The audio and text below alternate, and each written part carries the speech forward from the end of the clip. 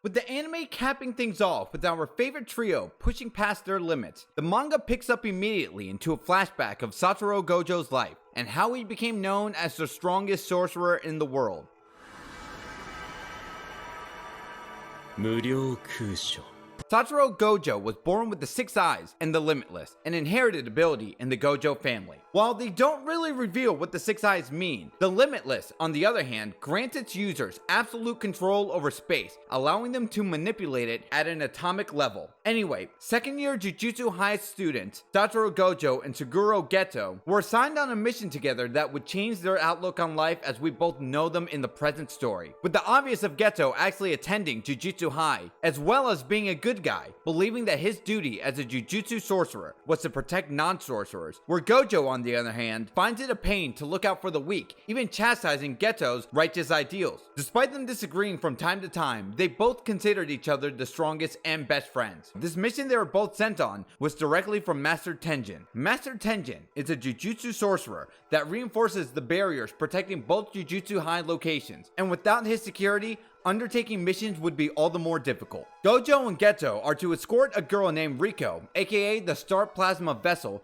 to Master Tengen as a sacrifice. Yaga explains that Master Tengen is immortal, but once a certain age is reached, evolution will occur and Master Tengen will no longer be the same person. But Gojo's Digimon analogy is probably easier to understand. Yaga also informs the boys that the location of the Star Plasma Vessel has been leaked, and that there are two groups targeting the girl. The Cursed User Group Q, hoping that Master Tengen will lose his reasoning, and the Star religious group known as the Time Vessel Association. Gojo and Geto make quick work eliminating Group Q, but the Star religious group hires the main antagonist of this entire flashback, Toji Fushiguro, Megumi's father. The assassin for hire, despite being ridiculously strong, acknowledges Gojo's strength, and comes up with an idea to weaken Gojo and Geto by placing a massive bounty on the Plasma Vessel head on a website for cursed users. Gojo and Geto will exhaust themselves over time, thinking that they have succeeded in delivering the vessel to Tengen. Toji arrives to the scene and stabs Gojo straight to the chest.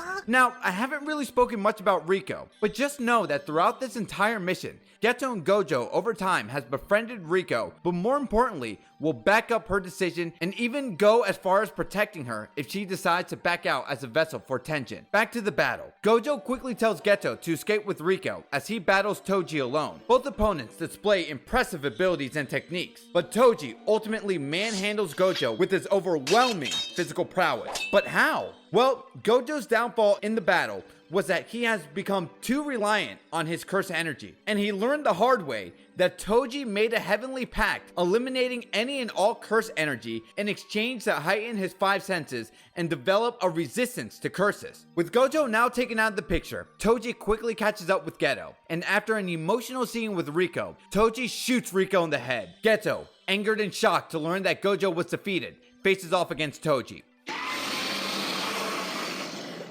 While showing off some impressive curse manipulation abilities, Geto too is quickly taken out of the picture. Toji single-handedly took out two of the strongest sorcerers, and he can't even use Jujutsu. If that isn't a flex, then I don't know what is. Anyway, Toji decides not to kill Geto because he would rather avoid what would happen to Geto's curses if he did die. As Toji leaves with Riko to the Time Vessel Association to collect his bounty, he's shocked to find Gojo standing with a deranged look on his face. Gojo reveals to Toji that on the verge of death, he focused all of his energy into reverse curse technique, which we know heals all wounds. The more you tap into that negative energy and multiply it with more negative energy, you make positive energy. Duh.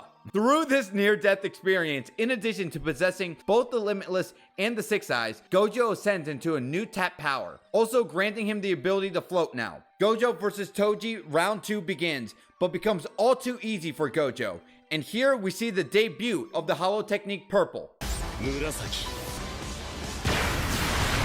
Well, we see it in the battle against Hanami, but you know what I mean. He used it for the first time here. After being hit directly with the Hollow Purple, Toji is wounded badly and dies shortly after. Cut forward a year, and we see Gojo harnessing and perfecting his Limitless ability even further, automatically blocking attacks opponents would throw his way. Now with this huge gap in power, Geto sadly realizes that Gojo truly is the strongest and feels left behind. Feeling the pressure of being a Jujutsu sorcerer, Geto's mind slowly starts to warp, recalling the incident when Riko died and how the civilians he was sought to protect in the beginning of the mission are ungrateful to the work that Jujutsu sorcerers do for the world. Shortly after, Geto runs into Yuki Tsukumo. They converse about curses and how they want a world where curses don't even exist. Yuki informs Geto on how only humans create curse energy while Jujutsu sorcerers barely emit any. Yuki concludes that if every single human became a Jujutsu sorcerer, curses would no longer be born. But the conclusion Geto comes up with is why not just kill every non-Jujutsu sorcerer instead?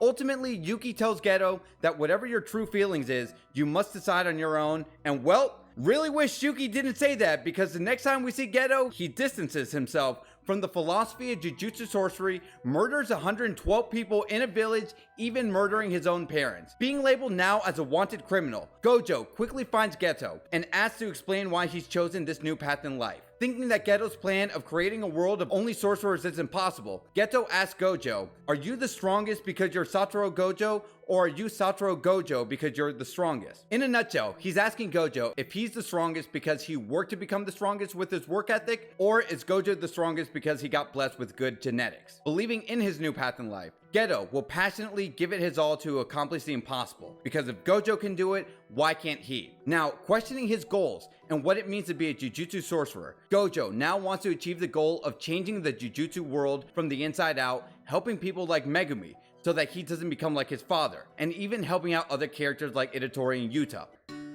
My name is DJ Miles, and as I always say, take care.